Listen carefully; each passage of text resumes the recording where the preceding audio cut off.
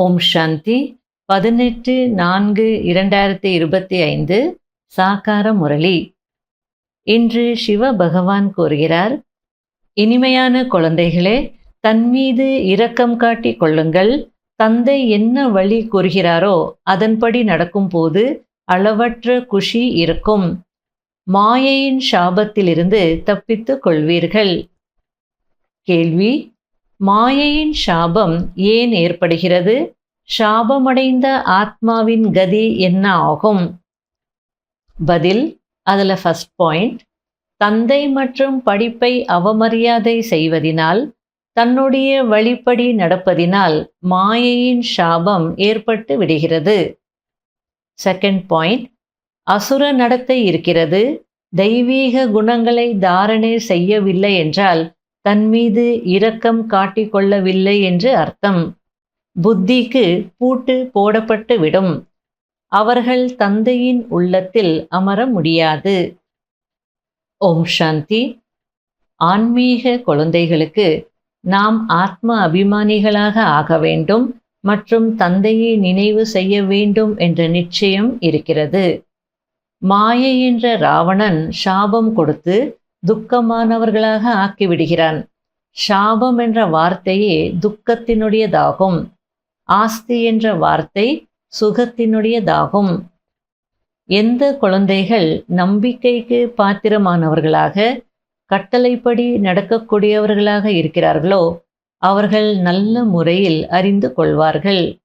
யார் கட்டளைப்படி நடக்கவில்லையோ அவர்கள் குழந்தைகளே அல்ல.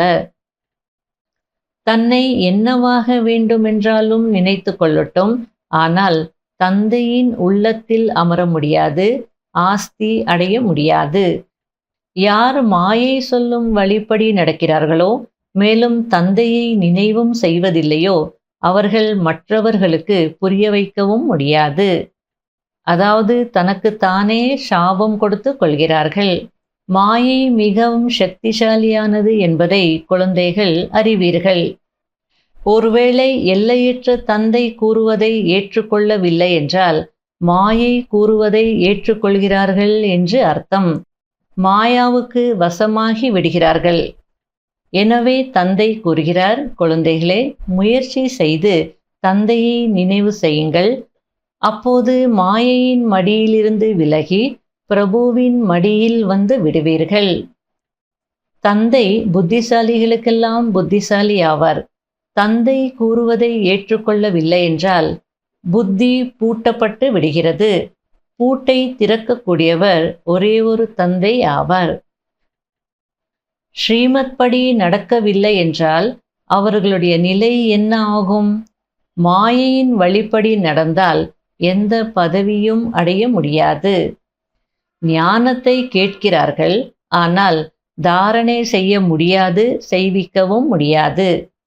அவர்களுடைய நிலைமை என்ன ஆகும்? எனவே தந்தை தன்மீது இரக்கம் காட்டுங்கள், ஸ்ரீமத் படி நடங்கள், தன்னுடைய மனதின் வழிப்படி நடக்காதீர்கள் என்று புரிய வைத்து கொண்டே இருக்கிறார். ஸ்ரீமத் படி நடப்பதினால் குஷியின் அளவு ஏறும். லக்ஷ்மி நாராயணரின் முகத்தை பாருங்கள், இவ்வளவு குஷியாக இருக்கிறார்கள். ஆக முயற்சி செய்து இதுபோல் உயர்ந்த பதவி அடைய வேண்டும் அல்லவா? தந்தை அழிவற்ற ஞான ரத்தினங்கள் கொடுக்கிறார் என்றால் அவைகளை ஏன் அவமதிக்க வேண்டும்? ரத்தினங்களினால் பையை நிரப்பிக்கொள்ள வேண்டும். கேட்கவோ செய்கிறீர்கள், ஆனால் பை நிரம்புவதில்லை. ஏனென்றால் தந்தையை நினைவு செய்வதில்லை. அதாவது ரத்தினங்களை நிரப்பிக்கணும் அப்படின்னா நாங்கள் தான் முரளி கேட்குறோமே, ஞானம் கேட்குறோமே, தினமும் கிளாஸுக்கு வரோமே அப்படின்னு நினச்சிடாதீங்க. கேட்குறீங்க, ஆனால் பை நிரம்புறதில்லை. அப்படின்னா தாரணை செய்கிறதில்ல, உள் வாங்கிக்கிறதில்ல. அதுக்கு காரணம் என்னன்னா பாபாவுடைய நினைவு இல்லை. அசுர நடத்தையுடன் இருக்கிறீர்கள். தன்மீது இரக்கம் காட்டிக்கொள்ளுங்கள், தெய்வீக குணங்களை தாரணை செய்யுங்கள் என்று தந்தை மீண்டும் மீண்டும் புரிய வைத்து கொண்டே இருக்கிறார். தந்தை அனைத்து சென்டரில் இருக்கும் குழந்தைகளுக்கு புரிய வைத்து கொண்டே இருக்கிறார். வரிசை கிரமமாக இருக்கிறார்கள் அல்லவா? குழந்தைகள் ராஜ்ய பதவி அடைவதற்கான முயற்சி செய்யவில்லை என்றால் பிரஜைகளில் என்னவாக ஆகுவார்கள்? சேவை செய்வதில்லை, நான் என்ன நிலை அடைவேன் என்று தன் மீது இரக்கம் கொள்வதும் இல்லை. பிறகு நாடகத்தில் இவர்களுடைய பாகம் அவ்வளவுதான் என்று புரிந்து கொள்ளப்படுகிறது. நன்மை செய்து கொள்ள வேண்டுமென்றால் ஞானத்தின் கூடவே யோகாவும் இருக்க வேண்டும். யோகத்தில் இருக்கவில்லை என்றால் எந்த நன்மையும் ஏற்படாது. யோகா இல்லாமல் தூய்மையாக முடியாது. ஞானம் வேறு விஷயம், யோகம் வேறு விஷயம். யோகத்தில் நிறைய பேர் பக்குவம் இல்லாமல் இருக்கிறார்கள். அதாவது ஞானம் கேட்குறாங்க, ஞானம் நல்லா சொல்லுவாங்க, ஆனால் யோகால பக்காவாக இல்லை, உறுதியாக இல்லை, பக்குவம் இல்லாமல் இருக்கிறாங்க. அதனால பாபா ஞானம் வேறு, யோகா வேறு. ஞானம் புரிஞ்சுக்கிட்டு யோகா செய்யணும், அப்போதான் விகர்மம் விநாசம் ஆகும் அப்படின்றார். அதாவது உடம்பு சரியில்லைன்னு டாக்டர்கிட்ட போனால் டாக்டர் ப்ரிஸ்கிரைப் பண்ணி கொடுப்பார், இந்த மாத்திரை இந்த வேலைக்கு சாப்பிடுங்கன்னு சொல்லி. நான் டாக்டர்கிட்ட போயிட்டேன், காட்டிட்டேன் அப்படின்னு வந்துட்டால் நோய் குணமாயிடுமா? அவர் என்ன ப்ரிஸ்கிரைப் பண்ணாரோ, மருந்து மாத்திரைகள் கொடுத்தாரோ அதை சாப்பிடணும் இல்லை? அதுபோல் ஞானம் கேட்டுட்டால் மட்டும் போதாது, நடைமுறையில் கொண்டு வரணும், தாரணை செய்யணும், நல்லா யோகா பண்ணணும், இல்லைன்னா தூய்மையாக முடியாது அப்படின்றார். உயர்ந்ததிலும் உயர்ந்த தந்தையின் பக்கம்தான் பார்வை இருக்க வேண்டும். இதுதான் மிக உயர்ந்த முயற்சியாகும். குழந்தைகளை கெட்ட பார்வையை விட்டு விடுங்கள் என்று தந்தை கூறுகிறார். தேக அபிமானம் என்றால் கெட்ட பார்வை, ஆத்ம அபிமானி என்றால் சுத்த பார்வையாகும். ஆஸ்தி மிகவும் உயர்ந்ததாகும். உலகத்தின் ராஜ்ய பதவி குறைந்த விஷயமா என்ன? பெரிய பெரிய தர்ம தலைவர்களும் உங்களிடம் வருவார்கள், யோகா கற்றுக்கொண்டு செல்வார்கள் என்று பாபா புரிய வைத்திருக்கிறார். மியூசியத்திற்கு வரும் சுற்றுலா பயணிகளுக்கும் இப்பொழுது சொர்க்கத்தின் கதவு திறக்க இருக்கிறது என்று நீங்கள் புரிய வைக்க முடியும். நாம் பிராமணர்களாக ஆகியிருக்கிறோம், எனவே எந்த அளவு சேவை செய்கிறோமோ அந்த அளவிற்கு மரியாதை கிடைக்கும் என்பது உங்களுடைய புத்தியில் இருக்க வேண்டும். இங்கும் மரியாதை கிடைக்கும், அங்கும் மரியாதை கிடைக்கும். நல்ல சேவை செய்தோம் அப்படின்னா இங்கும் எல்லாரும் நம்மளை மதிப்பாங்க, சத்தியுகத்திலேயும் நல்ல உயர்ந்த பதவி கிடைக்கும் அப்படின்னு சொல்லிட்டு இருக்கிறார். தந்தை சேவைக்காக எங்கு அனுப்பினாலும் அதில் நன்மை இருக்கிறது. முழு நாளும் புத்தியில் சேவைக்கான சிந்தனைகள் ஓடிக்கொண்டே இருக்க வேண்டும். அயல் நாட்டினர்களுக்கும் தந்தையின் அறிமுகம் கொடுக்க வேண்டும். அனைவருக்கும் சத்கதி கொடுக்கும் வள்ளல் அந்த ஒரே ஒரு தந்தைதான். தந்தை ஹோல்சேல் வியாபாரி, எனவே ஆஸ்தியும் ஹோல்சேலில் கொடுக்கிறார். அதாவது நான் மொத்த வியாபாரி, ஆகையில ஆஸ்தியும் மொத்தமாக கொடுக்கிறேன் அப்படின்னு சொல்லிட்டு இருக்கிறார். இனிமையிலும் இனிமையான தேடி கண்டெடுக்கப்பட்ட செல்ல குழந்தைகளுக்கு மாத்பிதா பாப் தாதாவின் அன்பு நினைவுகள் மற்றும் குட் மார்னிங். ஆன்மீக குழந்தைகளுக்கு ஆன்மீக தந்தையின் நமஸ்காரம். கடைபிடிக்க வேண்டிய முக்கியமான சாராம்சம். முதல் பாயிண்ட், சதா ஒரு தந்தையின் பக்கம்தான் பார்வையை வைத்திருக்க வேண்டும். ஆத்ம அபிமானி ஆகுவதற்கான முயற்சி செய்து மாயையின் ஏமாற்றத்திலிருந்து பாதுகாப்பாக இருக்க வேண்டும். ஒருபோதும் கெட்ட பார்வையினால் தன்னுடைய குலத்தின் பெயரை கெடுத்துவிடக் கூடாது. 2வது பாயிண்ட், ஓடோடி சேவை செய்து கொண்டே இருக்க வேண்டும்.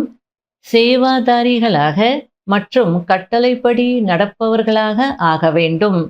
தனக்கும் மற்றவர்களுக்கும் நன்மை செய்ய வேண்டும். எந்த கெட்ட நடத்தையும் இருக்கக்கூடாது. வரதானம். முற்றுப்புள்ளியின் ஸ்டேஜின் மூலம் இயற்கையின் அலைச்சல்களை நிறுத்தக்கூடிய மாஸ்டர் இயற்கையின் அதிபதி ஆகுங்கள். தற்சமயம் அலைச்சல்கள் அதிகரிப்பதற்கான நேரமாக இருக்கிறது. ஃபைனல் பேப்பரில் ஒரு புறம் இயற்கையின், இன்னொரு புறம் 5 விகாரங்களின் பயங்கரமான ரூபமும் இருக்கும். தமோகுண ஆத்மாக்களின் யுத்தம் மற்றும் பழைய சம்ஸ்காரங்கள் என அனைத்தும் கடைசி நேரத்தில் தன்னுடைய வாய்ப்பை எடுத்துக்கொள்ளும். அப்படிப்பட்ட நேரத்தில் பேக்கப் செய்யும் சக்தியின் மூலம் இப்பொழுதே சாக்காரி, இப்பொழுதே ஆக்காரி மற்றும் இப்பொழுது நிராகாரி நிலையில் நிலைத்திருக்கும் பயிற்சி தேவை. பார்த்தும் பார்க்காமல், கேட்டும் கேட்காமல் இருங்கள். எப்போது இதுபோல் முற்றுப்புள்ளி வைக்கும் ஸ்டேஜ் வருமோ அப்போது இயற்கையின் அதிபதியாகி இயற்கையின் அலைச்சல்களை நிறுத்த முடியும். அதாவது பக்தி மார்க்கத்துல காட்டியிருக்காங்க.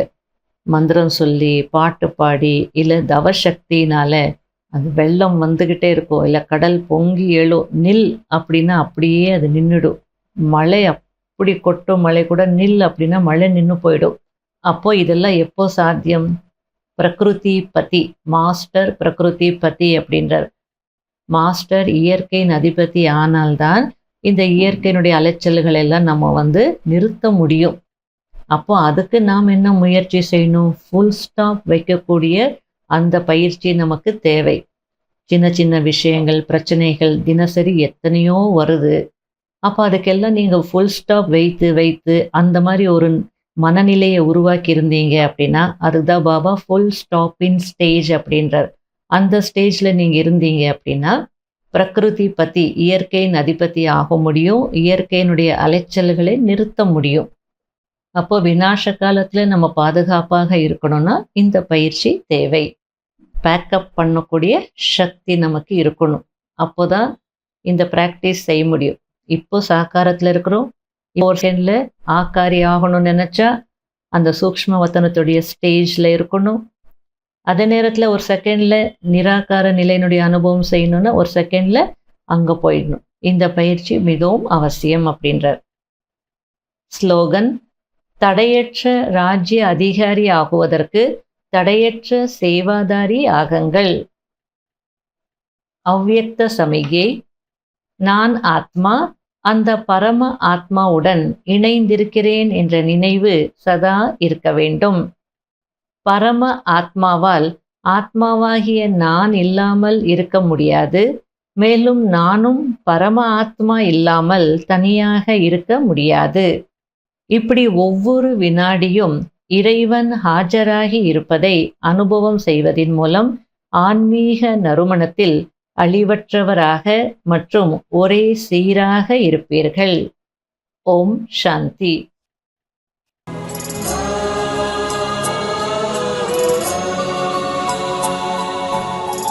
உயிரோ உருகுது உந்தன் நினைவில்தான், உயிரோ உருகுது உந்தன் நினைவில்தான்,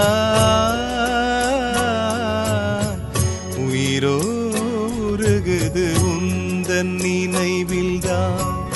பாபா உன்னை நினைத்தாலே பிறவிகள் தோறும் செய்த பாவங்கள் நொடியினில் பஸ்மம் ஆகிறதே, நொடியினில் பஸ்மம் ஆகிறதே.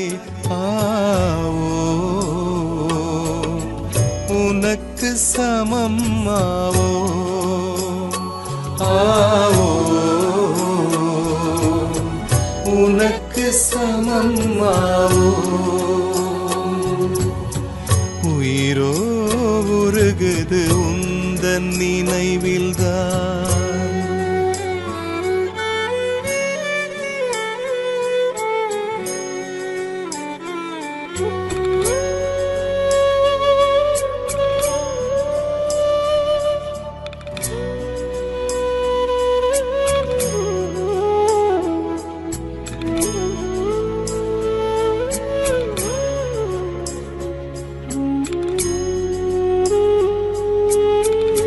லட்சியமின்றியே வாழ்ந்து வந்தேன் நான். உயர்ந்த லட்சியம் தந்தது நீயே. லட்சியமின்றியே வாழ்ந்து வந்தேன் நான். உயர்ந்த லட்சியம் தந்தது நீயே. உண்மை அன்பை தேடி அலைந்தேன். உன்னிடம் தான் அந்த அன்பை அடைந்தேன். உண்மை அன்பை தேடி அலைந்தேன். உன்னிடம் தான் அந்த அன்பை அடைந்தேன். விடியலை நோக்கி என்னை நீ அழைத்தாய். விடியலை நோக்கி என்னை நீ அழைத்தாய். பாபா உனை நான் மறவேனே. பிறவிகள் தோறும் செய்த பாவங்கள் நொடியினில் பஸ்மம் ஆகிறதே. இனில் பஸ்மம் ஆகிறதே. ஆவோ உனக்கு சமம் ஆவோ.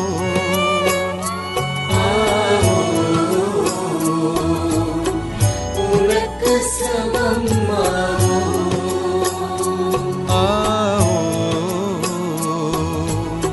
உனக்கு சமம் ஆவோ.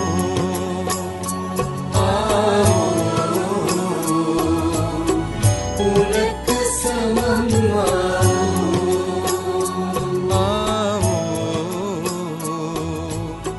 உனக்கு சமம் ஆவோ.